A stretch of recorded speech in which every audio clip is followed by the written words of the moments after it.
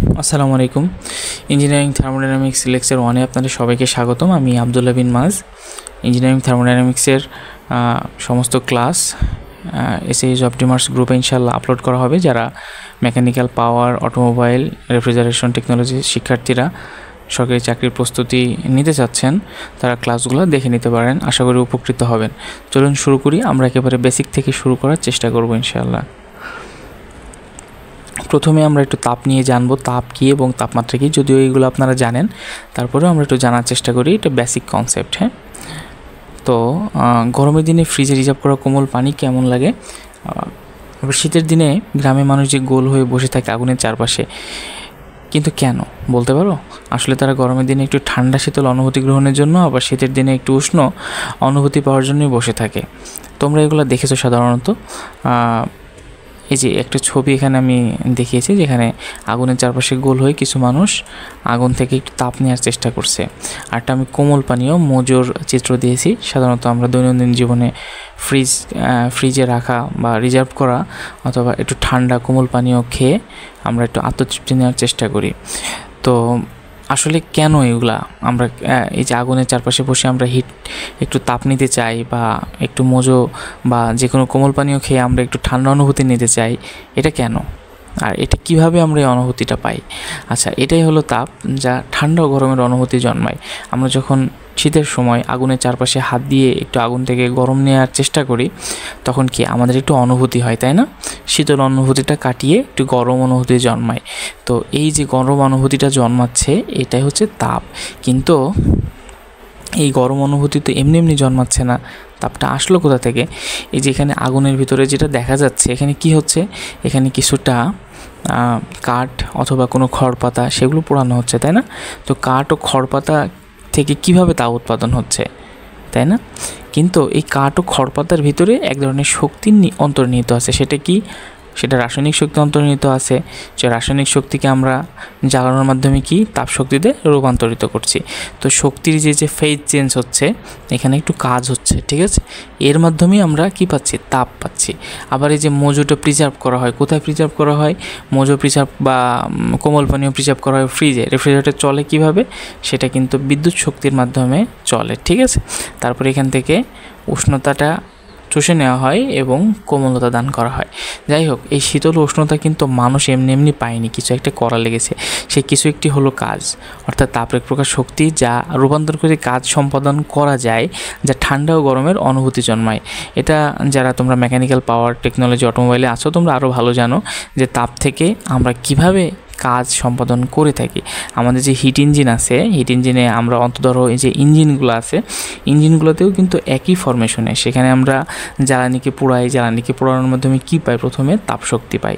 সেই তাপশক্তিকে কাজে লাগিয়ে কী করি? আমরা ফ্লাইহুইলকে ঘোরাই, যার মাধ্যমে আমরা কাজ পেয়ে থাকি, ঠিক আছে? আচ্ছা, তারপরে আমরা পরবর্তীতে আগাই। সেটা হচ্ছে তাপের একক সম্পর্কে একটু জেনে নিই। তাপের একক হচ্ছে এসআই ইউনিটে জুল, সিজিএসে ক্যালোরি, এপিএসে বিটিইউ। তারপরে আগাই। তোমরা এগুলো জানো, তবুও আমি একটু নতুন করে ঝালাই দেওয়ার চেষ্টা করছি। তাপমাত্রা। আচ্ছা, আমরা যে কোনো জিনিস স্পর্শ করলে যে গরম ও ঠান্ডা অনুভূতি হয়, তাহলে হচ্ছে থার্মাল সেন্সেশন বা তাপীয় অনুভূতি। তো তাপীয় অনুভূতিটা কেন পাই আমরা? তাপীয় অনুভূতি কেন পাই বলো তো? আসলে তাপীয় অনুভূতি আমরা পাই কারণ হয় আমাদের তাপমাত্রা কম থাকে, আমাদের দেহের বা হাতের তাপমাত্রা কম থাকে, অথবা তাপমাত্রা বেশি থাকে, ঠিক আছে? তো আমরা তাপ গ্রহণ করি অথবা বর্জন করি। বর্জন করার মাধ্যমে কি আমরা থার্মাল সেন্সেশন পাই। মনে করো তোমার হাত শীতের সময় খুব কি ঠান্ডা থাকে, তাই না? শীতের সময় খুব ঠান্ডা থাকে। তখন যদি তুমি একটি কোথায় বলতে পারো যে আগুনের চারপাশে বা কোনো গরম পাত্রে যদি তোমার হাত বা চায়ের কাপটা তুমি ধরে থাকো হাতে, তাহলে কি হবে? চায়ের কাপটা কিন্তু তোমার হাতের থেকে গরম, তাই না? তো সে কি করবে? সে তাপ বর্জন করবে, আর তুমি তাপ গ্রহণ করবা, তাই না? তো এই গ্রহণ বর্জন এক পর্যায়ে কী হবে? তোমার চায়ের যে কাপ এবং তোমার হাত, এই দুইটার তাপমাত্রা সমান বা সাম্যতায় আসবে, ঠিক আছে? তো তাপমাত্রা ঠিক ওই জিনিসটাই যা হচ্ছে কোনো বস্তুর তাপীয় অবস্থা, অর্থাৎ সে ঠিক করবে সে তাপ গ্রহণ করবে নাকি বর্জন করবে। ওই যে তোমার হাতের যে চায়ের কাপটা ছিল, তার যে তাপীয় অবস্থা, সেটাই হচ্ছে তাপমাত্রা। একে অন্য আরেকভাবেও বলা যায়, তাপমাত্রা হচ্ছে তাপের ঘনত্ব, ঠিক আছে? তাপীয় ঘনত্বই হচ্ছে তাপমাত্রা, চলো পরের স্লাইডে আমরা এটা ভালোভাবে আরও জানার চেষ্টা করি। আচ্ছা, তাপমাত্রার একক আমি এখানে লিখে দিয়েছি। একটা হলো সিজিএসএ ডিগ্রি সেলসিয়াস, এফপিএসএ ডিগ্রি ফারেনহাইট, আর এসআইতে ডিগ্রি কেলভিন, ঠিক আছে। আচ্ছা, এরপরে অ্যাবসোলিউট টেম্পারেচার বা পরম তাপমাত্রা এবং পরম শূন্য তাপমাত্রা। আচ্ছা, অ্যাবসোলিউট টেম্পারেচারটা কি? অ্যাবসোলিউট তাপমাত্রা হচ্ছে পরম তাপমাত্রা। পরম তাপমাত্রা কোনটা? যে তাপমাত্রা পরম শূন্য তাপমাত্রা থেকে পরিমাপ করা হয় তাকে পরম তাপমাত্রা বলা হয়, ঠিক আছে। পরম শূন্য তাপমাত্রা হতে যে তাপমাত্রা পরিমাপ করা হয় তাকে পরম তাপমাত্রা বলে। তাপমাত্রা পরম স্কেল দুটি, একটা হচ্ছে কেলভিন আর একটা র্যাঙ্কিন, ঠিক আছে। তো এই পরম শূন্য তাপমাত্রার নিচে কিন্তু আবার কোনো তাপমাত্রা থাকে না, ঠিক আছে। এর নিচে আর কোনো তাপমাত্রা থাকা সম্ভব নয়। এর নিচে যদি কোনো তাপমাত্রা থাকে সেটা কি হবে বলো তো? সেটার চাপ এবং আয়তন নেগেটিভ হবে, যা বাস্তবে সম্ভব নয়। তো এই যে পরম শূন্য তাপমাত্রার এখানে সংজ্ঞা দেওয়া আছে, তোমরা একটু দেখে নিবা এটার ব্যাপারে। আচ্ছা, সেলসিয়াস স্কেলে এবং কেলভিন স্কেলে পরম শূন্য তাপমাত্রার মান যথাক্রমে -273 ডিগ্রি কেলভিন এবং 0 ডিগ্রি কেলভিন। এটা কিসের মান বলো তো? এটা হচ্ছে পরম শূন্য তাপমাত্রার মান। তোমাদের বিপিএসসিতে যে প্রিলিমিনারি থাকে, প্রিলিমিনারিতে এই প্রশ্ন আসতে পারে এবং পূর্বে এসেছে হয়তো বা।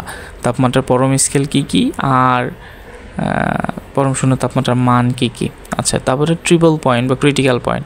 আচ্ছা, ট্রিপল পয়েন্ট বলতে কী বুঝছো তোমরা? ত্রিবিন্দু, তাই তো। আর ক্রিটিক্যাল পয়েন্ট বলতে কী বুঝছো বলো তো? ক্রিটিক্যাল পয়েন্ট বলতে আরেকটু কঠিন কিছু বুঝছো, তাই না? আচ্ছা, ট্রিপল পয়েন্ট আগে আমরা শিখে নিই, তারপর আমরা ক্রিটিক্যাল পয়েন্ট শিখবো। ট্রিপল পয়েন্ট হচ্ছে ত্রৈধবিন্দু। সেটা কোনটা? যে নির্দিষ্ট চাপে, একটা নির্দিষ্ট চাপ থাকবে, যে নির্দিষ্ট চাপে যে তাপমাত্রায় কোনো পদার্থ তিনটা ফর্ম যেটা আছে তোমার, তিনটা স্টেট, সলিড, লিকুইড এবং গ্যাসিয়াস, এই তিন ফর্মে সাম্য অবস্থায় থাকবে তাকে ত্রৈধবিন্দু বলে, ঠিক আছে। অর্থাৎ যে একটা নির্দিষ্ট চাপ থাকতে হবে প্রথম কথা, এবং যে তাপমাত্রায় তিনটা ফর্মে কি থাকতে পারে, কোনো পদার্থ থাকতে পারে তাকে ত্রৈধবিন্দু বলে। পানির ত্রৈধবিন্দু কত বলো তো? 273.16 ডিগ্রি কেলভিন। এটা হচ্ছে ত্রৈধবিন্দু বা ট্রিপল পয়েন্ট। কত চাপ থাকতে হবে? 0.006112 বার অথবা 0.06 ATM। অবশ্যই এটা বায়ুমণ্ডলীয় চাপের থেকে কম, কারণ বায়ুমণ্ডলীয় চাপ কত বলো তো? 1 ATM, ঠিক আছে। তাহলে 1 ATM এর চাইতে কমায় কত করতে হবে চাপ? 0.06 ATM করতে হবে। তারপরে যে তাপমাত্রায় কি থাকবে, কোনো পদার্থ সলিড, লিকুইড এবং গ্যাসিয়াস অবস্থায় থাকবে তাকে ত্রৈধবিন্দু বলবো আমরা। আচ্ছা, সংকট বিন্দু কি? কোনো প্রবাহী সর্বোচ্চ যে তাপমাত্রায় থাকলে শুধুমাত্র চাপ প্রয়োগে তরলে পরিণত করা যায় তাকে সেই তাপমাত্রাকে সংকট তাপমাত্রা বলে। আচ্ছা, এটা দিয়ে কি বোঝাচ্ছে? কোনো প্রবাহী, সেটা পানি হতে পারে বা হতে পারে, যেটাই হোক না কেন, সর্বোচ্চ যে তাপমাত্রায় থাকলে, মনে করো একটা সর্বোচ্চ তাপমাত্রার রেঞ্জ, ওই তাপমাত্রায় থাকলে তারপরে কি শুধু চাপ প্রয়োগ করবো, আমি আর অন্য কিচ্ছু পরিবর্তন করব না, শুধু চাপ প্রয়োগ করলে কি পরিণত করা যাবে বলো তো? তরলে পরিণত করা যায়, তাকে সংকট তাপমাত্রা বলে। পানির সংকট তাপমাত্রা কত? 647.3 ডিগ্রি কেলভিন। আচ্ছা, এখানে একটা গ্রাফ দেখিয়েছি আমি, দেখো এই যে ক্রিটিক্যাল পয়েন্ট। হ্যাঁ, ক্রিটিক্যাল পয়েন্ট। আচ্ছা, বলো তো প্রেশার কোন দিকে বাড়ছে? প্রেশার উপরের দিকে বাড়ছে, এই যে এখানে দেখাচ্ছি। আচ্ছা, আর এইদিকে টেম্পারেচার বাড়ছে। দেখো তো এই পয়েন্টে যদি আসে, এই পয়েন্টের পরে যদি আমি এই সংজ্ঞানুসারে সংকট বিন্দু কি বলছে, কোনো প্রবাহী সর্বোচ্চ যে তাপমাত্রায় থাকলে, মনে করো এই যে 374 এখানে একটা মান দেখাচ্ছে ডিগ্রি সেলসিয়াস, এখানে কত? 647.3 ডিগ্রি কেলভিন, মনে করো এই জায়গাটায়, ঠিক আছে। তো এরপরে আমি কি বলছি? শুধুমাত্র চাপ প্রয়োগ করলে তরলে পরিণত করা যায়। দেখো তো আমি যদি এই পয়েন্টে 218 এর কিতে এটিএমে আছে, এরপরে মনে করো খুব সামান্য একটু বাড়াইলাম, তাহলে কি হবে বলো তো? এর উপরে ফর্মটা কিন্তু দেখো লিকুইড ফর্ম, তাই না? তরলে পরিণত হয়ে যাচ্ছে, তাই না? শুধু চাপ প্রয়োগে তরলে পরিণত করা যায়, সেই তাপমাত্রাকে সংকট তাপমাত্রা বলে। অর্থাৎ এই পয়েন্টে যে তাপমাত্রা তাকে সংকট তাপমাত্রা বলে। পানির সংকট তাপমাত্রা এটা এমসিকিউতে থাকে, সাধারণত মুখস্থ করে নেবা। আচ্ছা, সংকট তাপমাত্রার নিচে কোনো প্রবাহী তরল থাকতে পারে। দেখো তো এই যে সংকট বিন্দু, হ্যাঁ, এই বিন্দুর নিচে যে কোনো জায়গায় কি থাকতে পারে? কোনো প্রবাহী তরল থাকতেই পারে। এর নিচের তাপমাত্রায়, মনে করো তাপমাত্রা গ্রাফ তো এদিকে, এই যে 1 2 3 4 এভাবে বাড়তেছে। মনে করো এই বিন্দুর তাপমাত্রা সাপোজ 315 ডিগ্রি সেলসিয়াস, তাহলে এই বিন্দু থেকে সোজা যদি ওঠো তাহলে কি সেটা অবশ্যই লিকুইড, দেখছো তো? সংকট বিন্দুর নিচে যে কোনো জায়গায় কি থাকতে পারে? তরল থাকতে পারে। তবে সংকট তাপমাত্রার উপরে যত চাপ প্রয়োগ করা হোক না কেন তরল থাকা সম্ভব নয়। দেখো এর উপরে যত চাপ, এই তাপমাত্রার উপরের তাপমাত্রা মানে কোন দিকে? এই দিকে বাড়তেছে, তাই না? এই যে ডানে। তা আমি যদি এইখান থেকে ডানে একটু যাই তাহলে কি হবে বলো তো? তাহলে দেখো যে সুপার ক্রিটিক্যাল ফ্লুইড, এখানে কিন্তু আর কি থাকছে না? তরল থাকছে না। তারপরে স্টিমও থাকছে না। এখানে কি হয়ে যাচ্ছে বলো তো? এখানে কিছু একটা হয়ে যাচ্ছে। আচ্ছা, এখানে কিন্তু ভেপার বাষ্প তৈরি হয়ে যাচ্ছে, ঠিক আছে। দেখো এখানে, তবে সংকট তাপমাত্রার উপরে যতই চাপ প্রয়োগ করা হোক না কেন তরল থাকা সম্ভব নয়। এর উপরে তুমি যতই চাপ দাও তরল থাকা সম্ভব নয়। যে এই স্টেটে দেখো, তুমি চাপ বাড়াও, যদি এই পয়েন্টেও নিয়ে যাও তুমি, তাও কি হবে বলো তো? ওটা কিন্তু ভেপার হয়েই যাবে, অর্থাৎ খুব সামান্য পরিমাণ তাপ দিলেই ভেপারে পরিণত হবে। দেখো এখান থেকে যদি তুমি খুবই সামান্য মনে করো 5 ডিগ্রি সেলসিয়াস বাড়াও বা 2 ডিগ্রি সেলসিয়াস বাড়াও, তাহলেও কি হবে বলো তো? তুমি চাপ যতই বাড়াও না কেন সে ভেপারে পরিণত হবে, ঠিক আছে। এই নীতির উপর ভিত্তি করে সুপার ক্রিটিক্যাল বা ultra super critical power plant গড়ে উঠেছে। তোমরা জানো সাপোজ যে আল্ট্রা সুপার ক্রিটিক্যাল পাওয়ার প্ল্যান্টগুলো আছে, এগুলো কেন তৈরি করা হয়েছে বলো তো? যাতে এগুলো সাধারণত কোল বেসড, কোল ফায়ার্ড পাওয়ার প্ল্যান্ট, হ্যাঁ। তো যখন আমার জ্বালানি খরচ কম হবে তখন কি হবে, সেটা আমার জন্য লাভ হবে। তো দেখো এখানে আমি বলতেছি যে যদি সামান্য পরিমাণ তাপমাত্রা বাড়াই, প্রেশার তুমি যতই বাড়াও সেটা কি পরিণত হবে?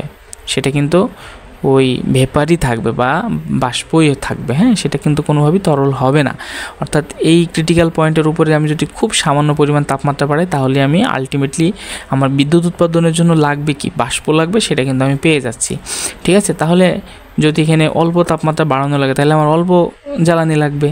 অল্প জ্বালানি লাগলে কি হবে, আমার অল্প কার্বন ইমিশন হবে। যদিও কার্বন ইমিশন ঠেকানোর জন্য আরও কিছু এক্সট্রা ডিভাইস ইউজ করা হয় সাধারণত, আমি সেদিকে না যাই, পরে তোমাদের জানাবো ইনশাল্লাহ। আচ্ছা, সামনের দিকে আমরা একটু আগানোর চেষ্টা করি। তাপ নাকি তাপমাত্রা? আচ্ছা দেখো তো, বলো তো কোনটা তাপমাত্রা কোনটা তাপ বেশি, বলতে পারবা? এটা একটা ম্যাচের কাঠি, তোমরা দেখছো এখানে একটু আগুন জ্বলছে, আর এটা হচ্ছে একটা পাত্রে কিছু পানি আছে যেটা ফুটন্ত পানি, ঠিক আছে। তো দেখো কোনটার তাপ আর কোনটার তাপমাত্রা বেশি বলো? আচ্ছা আমি বলে দিই, হ্যাঁ। তো এই যে ম্যাচের কাঠি, এটা তাপমাত্রা বেশি। কেন এটা তাপমাত্রা বেশি? তাপমাত্রা হচ্ছে তাপীয় ঘনত্ব, আমি একটু আগে বলছি তাপমাত্রা হচ্ছে তাপীয় ঘনত্ব। দেখো এই যে অল্প জায়গাটা, হ্যাঁ, এই অল্প জায়গাটা আসলে বড় করে ছবিটা একটু বড় করে দেখিয়েছি, যদিও এটা খুবই অল্প জায়গা। তুমি বলো তো এই অল্প জায়গার টেম্পারেচার কত হবে বলো তো? এই অল্প জায়গার টেম্পারেচারটা বেশি হবে। এই জায়গার টেম্পারেচার কিন্তু মনে করো 110 ডিগ্রি সেলসিয়াস বা suppose 120 degree Celsius, hot ever, একটু বেশি। কিন্তু এটা দেখো একটু অনেক বড় জায়গা, কিন্তু একটা পাত্র, তুমি বাসার বাড়ির কথা চিন্তা করো, একটা ম্যাচের কাঠি আর একটা তোমার বড় পাত্রর ভিতরে পানি তুমি ফুটাচ্ছ, তাহলে বড় পাত্রের পানিটা বেশি হবে না? বেশি হবে। তো তাপীয় ঘনত্ব, মনে করো এই পাত্রের খুব ক্ষুদ্র একটু জায়গা যদি আমি এটার সাথে তুলনা করি, তাহলে কার তাপমাত্রা বেশি হবে বলো তো? এর ক্ষুদ্র জায়গার তাপমাত্রা বেশি হবে না এর তাপমাত্রা? অবশ্যই এর তাপমাত্রা বেশি হবে, কারণ এর তাপীয় ঘনত্ব বেশি। কিন্তু আমি যদি তাপের কথা চিন্তা করি, দেখো তো এই ক্ষুদ্র জায়গা অনেক ক্ষুদ্র জায়গা, সব মিলে যখন যোগ করব তখন দেখা যাবে কার তাপ বেশি, এই যে জারের তাপ বেশি, ঠিক আছে।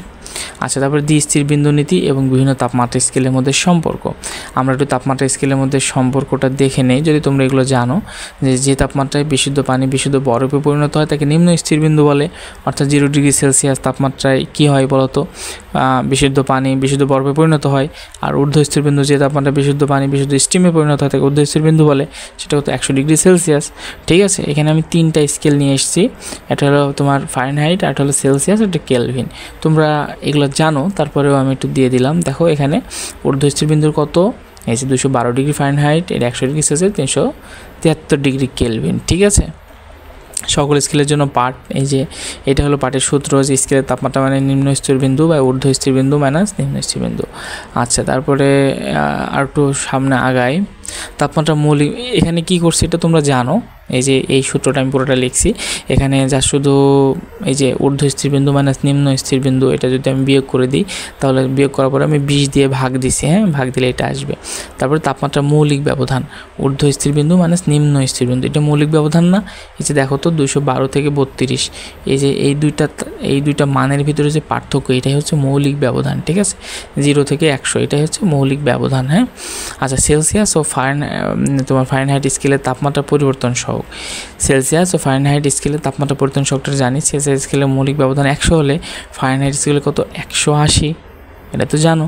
ফারেনহাইট স্কেলে কত? 180, কি মৌলিক ব্যবধান বলছে কিন্তু। সেলসিয়াস স্কেলের দেখো যে 0 থেকে 100 বিয়োগ দিলে কত হয়, বা 100 থেকে 0 বিয়োগ দিলে 100 হয়, তাহলে সেলসিয়াস স্কেলের মৌলিক ব্যবধান 100 হলে ফারেনহাইটের কত? ফারেনহাইটের এই যে 32 212 ভিতর 32 বাদ দিলে কত 180, সেলসিয়াস স্কেলে মূল্যবোধন 1 হলে ফারেনহাইটে কত 180 ভাগ 100, তারপরে সি সমান 9/5 ডিগ্রি ফারেনহাইট। অতএব যদি তোমার মনে করো বলা থাকে যে 50 ডিগ্রি ফারেনহাইট তাপমাত্রায় কোনো সাপোজ বস্তু সেলসিয়াস স্কেলের মান কত, তাহলে সেলসিয়াস স্কেলের মান কত কীভাবে বের করবা? যদি তাপমাত্রার পার্থক্য চাই শুধু, তাহলে শুধু এই সূত্রটা ইউজ করে দিবা। সেটা কি? এই যে সি সমান 9/5 ডিগ্রি ফারেনহাইট, ঠিক আছে। আবার যদি মনে করো সাপোজ সেলসিয়াসের দেওয়া থাকে মান, তোমার চাইলো ফারেনহাইট, তাহলে কি করবা? এই যে এটা উল্টাই দিবা, যা শুধু 5/9 ইন্টু সি সেলসিয়াসের মান সমান। আচ্ছা, তারপরে ম্যাথমেটিক্যাল প্রবলেম তোমরা এটা করে নিও, যদিও খুবই সহজ। আসলে আমি তোমাদের একটা ফান্ডামেন্টাল ধারণা দেওয়ার চেষ্টা করছি, এটা দেখে নিবা তোমরা। তারপরে অনুভূত তাপ, আমরা একটু অনুভূত তাপ দেখি। অনুভূত তাপ কি বলো তো? অনুভব করা যায়। অনুভব করা যায় বলতে যা মাপা যায়, অর্থাৎ তোমার যে থার্মোমিটার আছে, সে থার্মোমিটার দিয়ে যা মাপা যায়, ঠিক আছে, সেটাই হচ্ছে, অর্থাৎ তাপমাত্রার যে স্কেলগুলো আছে, সেটা যে স্কেলই হোক না কেন, যেটা মাপা যায় তাকে অনুভূত তাপ বলে। যেমন আমাদের শরীরে জ্বর আসলে আমরা কী করি? মাপি, তাই না? কোনটা দিয়ে মাপি বলো তো? আমরা মাপি ফারেনহাইট স্কেলে। ফারেনহাইট স্কেলে যখন মাপি, এই যে এটা অনুভব করা যায়, তাই না? যে আমাদের কপালে হাত দিয়ে আমরা দেখি যে আরে আমার কপাল তো গরম, অনেক জ্বর। তো এই যে অনুভব করা যাচ্ছে, এটাই হচ্ছে অনুভূত তাপ, ঠিক আছে। যে তাপ প্রয়োগের ফলে কোনো বস্তুর তাপমাত্রা পরিবর্তন হয় তাকে অনুভূত তাপ বলে। যে তাপ প্রয়োগের ফলে কোনো বস্তুর তাপমাত্রা পরিবর্তন হয় তাকে অনুভূত তাপ বলে। কিভাবে বুঝাইলাম, বুঝবা এটা? মনে করো তোমার জ্বর আসছে, জ্বর আসার পরে তুমি কি করছো? তুমি গোসল করছো। গোসল করলে কী হবে বলো তো? তোমার গায়ে ঠান্ডা পানি দিয়ে তুমি যে গোসল করলা, এর ফলে তোমার তাপমাত্রা কিন্তু একটু হলেও কমবে, তাই না? এই যে একটু কমলো, তাপ প্রয়োগের ফলে তোমাকে কি করা হয়েছে? ঠান্ডা পানি দিয়ে গোসল করানো হয়েছে, তো তোমার গায়ে থেকে তাপ রিডিউস করা হয়েছে, তাই না? আবার শীতের সময় যখন তুমি খুব শীতের ভিতরে তুমি একটু গরম পানি দিয়ে গোসল করো, তখনও তোমার ভালো লাগে, তাই না? তো এটা একটু বোঝার জন্য আর একটু যদি তোমাদের বোঝাই, তুমি চা খাওয়ার জন্য একটা পাত্রে করে পানি চুলায় দিলা, তো চুলায় যখন দিলা তখন তোমার পানির তাপমাত্রা ছিল 25 ডিগ্রি সেলসিয়াস। তো চুলায় থেকে আলটিমেটলি তোমার চা রেডি হওয়ার আগে তোমার পানির তাপমাত্রা হয়ে গেল 100 ডিগ্রি সেলসিয়াস। তাহলে কত পরিবর্তন হলো বলো তো? 75 ডিগ্রি সেলসিয়াস। তো এই যে এই পরিবর্তনটা কি? তুমি থার্মোমিটার বা হোয়াটএভার যে স্কেলই হোক না কেন, তুমি কি এটা মাপতে পারবা? ফারেনহাইট স্কেল হোক, কেলভিন স্কেল হোক, র্যাঙ্কিং রোমার, তুমি কিন্তু এটা মাপতে পারবা। অর্থাৎ যেটা তুমি মাপতে পারবা সেটাই কি? অনুভূত তাপ, ঠিক আছে। আচ্ছা, অনুভূত তাপ কীভাবে পরিমাপ করবা? এই যে এইচ সমান দেখো mS∆T, এটা দিয়ে বোঝাচ্ছি না? mS∆T, এম হলো ভর, এস হচ্ছে আপেক্ষিক তাপ, আর ∆T হচ্ছে তাপমাত্রা পরিবর্তন। প্রাথমিক অবস্থায় কত ছিল আর এখন চূড়ান্ত তাপমাত্রা কত? ওই যে তোমার জ্বর আসছিল, তুমি গোসল করার আগে তোমার গায়ের তাপমাত্রা ছিল 102 ডিগ্রিতে, জ্বর ছিল তোমার, গোসল করছো, গোসল করে দেখছো তোমার জ্বর হয়ে গেছে 99 ডিগ্রি সেলসিয়াস, মানে জ্বর ভালো হয়ে গেছে, মাশাআল্লাহ। আচ্ছা, যাই হোক, তারপর সুপ্ত তাপ। সুপ্ত তাপটা কি? এটা হচ্ছে তোমার লেটেন্ট হিট বলে ইংলিশে, বা লিন তাপ। যে তাপ প্রয়োগের ফলে একক ভরে কোনো পদার্থের তাপমাত্রা না বাড়িয়ে অবস্থার পরিবর্তন করে তাকে সুপ্ত তাপ বা লিন তাপ বলে। অর্থাৎ কি হবে না বলো তো? তাপমাত্রা কোনো পরিবর্তন হবে না, শুধু অবস্থার পরিবর্তন হবে। যেমন মনে করো তুমি 0 ডিগ্রি সেলসিয়াস তাপমাত্রার পানিকে 0 ডিগ্রি সেলসিয়াস তাপমাত্রা বরফ পরিণত করছো, তাপমাত্রা কি কোনো পরিবর্তন হয়েছে? পরিবর্তন হয় না, কিন্তু ফেজ চেঞ্জ হয়ে গেছে, কিন্তু পানি থেকে বরফ হয়ে গেছে। আবার অনুরূপভাবে মনে করো বরফ থেকে পানি, 0 ডিগ্রি বরফ 0 ডিগ্রি পানি হয়েছে। যাই হোক, তো এই যেটা যেভাবে হবে, এই ফেজ চেঞ্জটা হবে, সেটা হচ্ছে সুপ্ত তাপ বা লিন তাপ, ঠিক আছে। এখানে আমি একটা চার্ট, এটা পরিমাপ করা হয় যে এইচ সমান ml, এম হচ্ছে মাস, এল হচ্ছে লেটেন্ট হিট। এটা আমি একটা চার্ট দিয়ে দিছি, তোমরা চার্টটা একটু দেখে নিবা। বরফ গলনের সুপ্ত তাপ কত, কঠিন ভবনের, বাষ্পীভবনের, ঘনীভবনের, এটা মুখস্থ করে নিবা। বরফ গলনের বলতে বরফ গলে যে পানি হবে, 0 ডিগ্রির বরফ 0 ডিগ্রি পানি হলে কত, এই মানটা সিজিএস এককে 80 ক্যালোরি পার গ্রাম। যখন কঠিন ভবন বলতে 0 ডিগ্রি পানি 0 ডিগ্রি বরফ হবে, একই মান, ঠিক আছে। বাষ্পীভবন 100 ডিগ্রির পানি 100 ডিগ্রির কী হবে? বাষ্পে পরিণত হবে, 539 ক্যালোরি পার গ্রাম বা 2256 কিলোজুল পার কেজি। ঘনীভবনের সুপ্ত তাপ কত? 539 ক্যালোরি পার গ্রাম বা 2256 কিলোজুল পার কেজি। ঘনীভবনটা কি? ঘনীভবনটা হচ্ছে মনে করো 100 ডিগ্রি সেলসিয়াস তাপমাত্রার বাষ্প কীতে পরিণত হবে বলো তো? 100 ডিগ্রি সেলসিয়াস তাপমাত্রা পানিতে পরিণত হবে, ঠিক আছে। আচ্ছা, তারপরে ম্যাথমেটিক্যাল প্রবলেম আছে কয়েকটা। -3 ডিগ্রি সেলসিয়াস তাপমাত্রার 10 কেজি বরফকে 120 ডিগ্রি সেলসিয়াস তাপমাত্রার বাষ্পে পরিণত করতে কতটুকু তাপের প্রয়োজন হবে? তোমরা এই ম্যাথ করছো আশা করি, তারপরেও তোমরা একটু দেখে নিও, আশা করি তোমাদের জন্য হেল্পফুল হবে। 2টা ম্যাথ দিছি, এই আর কি আজকের ক্লাস। তো জাযাকাল্লাহু খায়ের, আমাদের সাথেই থাকো, রেডমার্ক জব প্রিপারেশনে থাকো এবং এসএইচ জব ডিমার্স গ্রুপেও থাকো। ইনশাল্লাহ তোমাদের সিলেবাস শেষ করতে সার্বিকভাবে সহায়তা করব এবং যার যদি কারো কিছু জানার থাকে এসএইচ জব ডিমার্স গ্রুপে অবশ্যই প্রশ্ন করতে পারো অথবা পোস্ট করতে পারো। তো ভালো থাকো, ইনশাল্লাহ পরবর্তী ক্লাসটা খুব শীঘ্রই আপলোড করা হবে এসএইচ জব ডিমার্স গ্রুপে, রেডমার্ক জব প্রিপারেশন গ্রুপে এবং এসএইচ জব ডিমার্স পেজে। আসসালামু আলাইকুম।